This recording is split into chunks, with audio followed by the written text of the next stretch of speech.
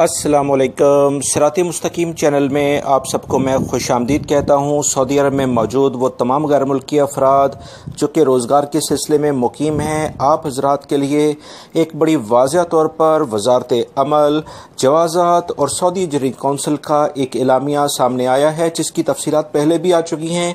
मज़ीद इसमें कुछ इजाफा कर दिया गया है जो कि मैं आपको बताने जा रहा हूँ। इस वीडियो को लाइक करके अपने दूसरे दोस्तों से लाजमी शेयर कर दीजिएगा ताकि वो भी फ़ायदा उठा सकें।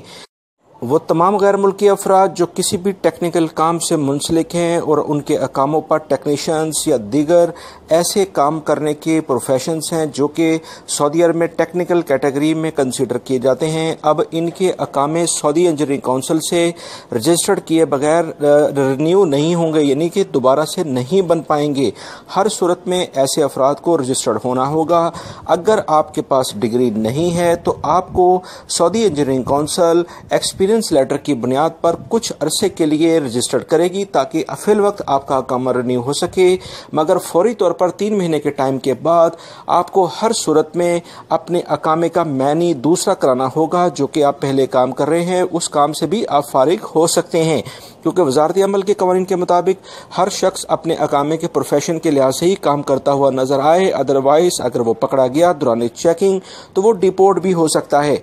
अब सवाल ये पैदा होता है कि वो कौन से प्रोफेशंस हैं, इसका कैसे पता चलेगा। मैं आपको अपने मैसेज बॉक्स जो नीचे नज़र आएगा उसमें सबसे पहला मैसेज सऊदी इंजीनियरिंग काउंसिल की जो वेबसाइट है उसका लिंक शेयर कर रहा हूँ, जिस पर क्लिक करके आप अपनी मामूली सी रजिस्ट्रेशन कराएंगे। उसके बाद जब आप उसमें रजिस्टर्ड होने के लिए कोशिश करेंगे तो अकामे प्रोफेशन के लिहाज से आपसे तफसीलात मांगेंगे।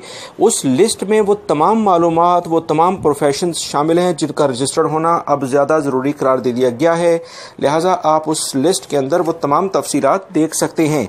मज़ीद इतलात के मुताबिक ऐसे तमाम अफराद जो कि जाली डॉक्यूमेंट्स जमा कराते हैं या दीगर किसी भी किस्म की और चीज़ वो जमा कराते हैं तो याद रखें, एक फॉर्म जो आप फिल करते हैं जिसमें वाज़िया आपने ये अहद किया होता है, ये एग्रीमेंट किया है सऊदी इंजीनियरिंग काउंसिल के साथ कि आप कोई भी किसी भी किस्म की 2 नंबर डॉक्यूमेंट्स उसमें जमा नहीं कराएंगे।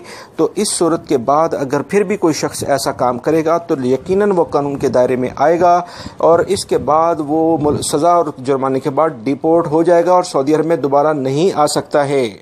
दोस्तों, इस बारे में अगर आपको मज़ीद मालूमात चाहिए आप मुझे कमेंट्स बॉक्स में ये कमेंट्स करके पूछ सकते हैं, जिसकी तफसीलात मैं आपसे शेयर कर दूंगा। इंशाल्लाह जो मुझसे हो सका मैं आपकी हेल्प ज़रूर करूंगा। इस वीडियो को लाइक करके अपने दूसरे दोस्तों से लाजमी शेयर कर दीजिएगा। अस्सलाम वालेकुम।